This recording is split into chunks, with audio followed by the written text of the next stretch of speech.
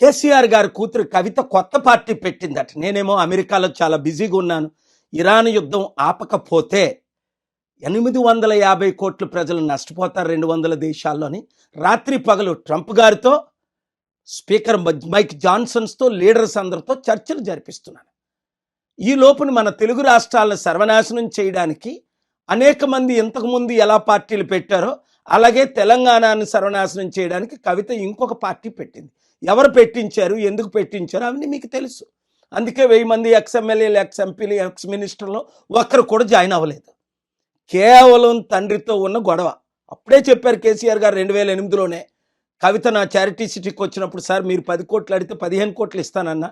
కవిత అడుగుతుంది ఎంత ఇమ్మంటారంటే, కవిత నమ్మొద్దు, ఏమీ డబ్బులు ఇవ్వద్దు అని.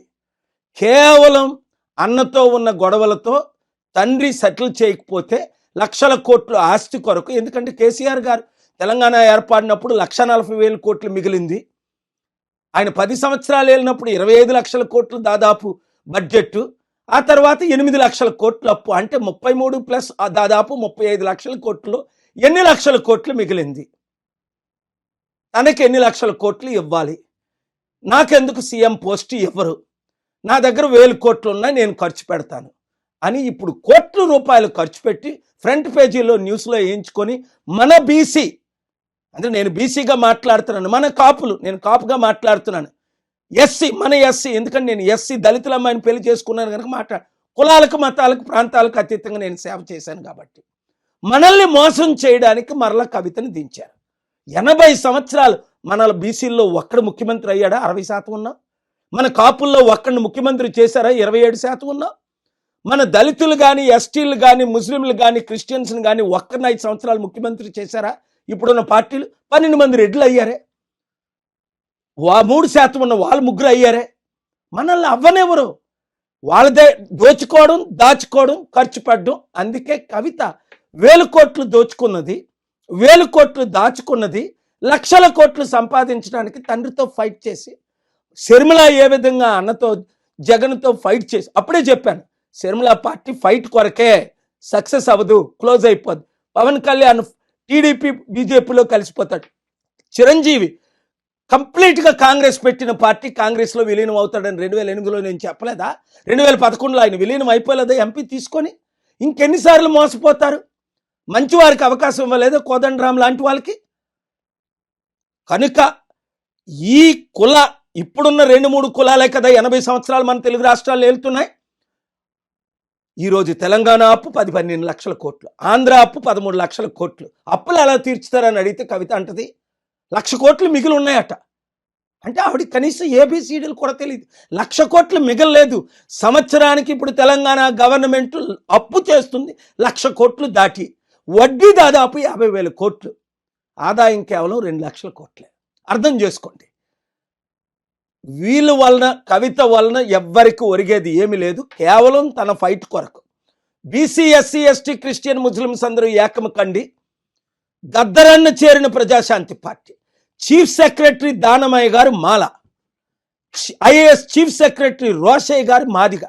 కులాలను పక్కకు పెట్టి రండి పాల్ గారితో చేరుదామని మన ప్రజాశాంతి పార్టీలో చేరారు. రిటైర్డ్ డీజీపీ సాంగ్లియానా గారు ఇప్పుడు కూడా బ్రతికే ఉన్నారు. ఇలాంటి 100 మంది గద్దరన్న లాంటి వారు ఎందుకు చేరారు? నేను ఒక్కడనే అభివృద్ధి చేయగలను, అప్పులు తీర్చగలను, కంపెనీలు తీసుకొచ్చాను, కంపెనీలు తీసుకురాగలను, ఎకానమీని డబుల్ చేయగలను. ప్రపంచంలో ఉన్న నాయకులందరూ నాకు తెలుసు, బిజినెస్ లీడర్స్ అందరూ తెలుసు. ఇప్పుడు వరకు 100 కంపెనీలు తీసుకొచ్చాను, అప్పుడు చెప్పుకోలేదు, ఇప్పుడు చెప్తున్నాను. ఎందుకు అంటే మన రాష్ట్రాలు బాగుపడాలి, మన దేశం బాగుపడాలి. చైనా జీడిపి 22 ట్రిలియన్కి వెళ్ళిపోయింది 37 సంవత్సరాల కిందట. మనం ఈక్వల్ జీడిపి మంది కూడా, చైనాది కూడా సేమ్ జీడిపి ఆల్మోస్ట్. ఈరోజు మనం అడుక్కుంటే డబ్బులు ఇచ్చిన వాళ్ళు లేరు. కనుక యూత్ 60 లక్షలు ఉద్యోగాలు ఇస్తానంటది, 6 లక్షలు అనడానికి ఏముంది? దానికైనా విలువ ఉందా? కేసీఆర్ గారు 100 మాట్లాడలేదా? రేవంత్ రెడ్డి 100 వాగ్దానాలు చేయలేదా? మోదీ గారు డాలర్ని రూపాయిని ఈక్వల్ చేసేస్తాననలేదా? 56 రూపాయలు ఉన్నప్పుడు ఇప్పుడు అదే డాలర్ 96 రూపాయలు అయింది. వీళ్ళని నమ్మి మీరు మోసపోతారా? మన బీసీ, ఎస్సీ, ఎస్టీ, క్రిస్టియన్, ముస్లింలు అందరూ ఏకం అవుదామా? మీరే నిర్ణయం తీసుకోండి. మోసపోతారా? మరొక 80 సంవత్సరాలు మోసాన్ని ఆపి వచ్చే 2-3 సంవత్సరాలు అందరము ఏకమయ్యి ఎక్స్ ఎమ్మెల్యేలు, ఎక్స్ మినిస్టర్లు, ఎక్స్ ఐఏఎస్లు, రిటైర్డ్ ప్రొఫెసర్స్, డాక్టర్స్, ఇంజనీర్, ముఖ్యంగా యూత్ జాబులు నేను ఒక్కడనే తేగలను, అప్పులు నేను ఒక్కడనే తీర్చగలను, అభివృద్ధి నేను ఒక్కడనే చేయగలను. అందుకే ఈరోజు ట్రంప్ మొదలుకొని ప్రపంచ నాయకులందరూ నా సలహాలు తీసుకుంటున్నారు, నాతో కూర్చుంటున్నారు, నాతో సమయం గడుపుతున్నారు. ఎందుకు? ప్రాబ్లమ్స్ అందరికీ తెలుసు, కానీ ఎవరు సాల్వ్ చేయగలరు? చేయలేరు. చేయగలిగారా? రోజు 2 తెలుగు రాష్ట్రాల అప్పు 25 లక్షల కోట్లు అయిపోయింది. దేశం అప్పు 100 లక్షల కోట్లు అయిపోయి ఎవరైనా తీర్చగలిగారా? మరి తెలుసుండి మీరు మోసపోతారు ఎందుకు? మరలా ఈ అవినీతి కుటుంబ కుల అవినీతి కుట్ర పాలకుల్ని ఎందుకు మీరు మళ్ళీ సపోర్ట్ చేస్తారు? ఎస్, వాళ్ళు మీడియాకు ₹1 ఇచ్చి ఫ్రంట్ పేజ్లో వస్తారు.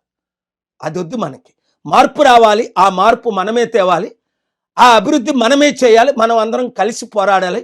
ప్రజాశాంతి పార్టీ, అవినీతి లేని పార్టీ, అందరినీ అభివృద్ధి చేసే పార్టీ. మీరు నేను కలిసి చేద్దాం. 2028, 29 ఎలక్షన్లో సంపూర్ణ మెజారిటీతో 2 తెలుగు రాష్ట్రాల్లో గెలుద్దాం. అభివృద్ధి అంటే చేసి నేను చూపిస్తాను.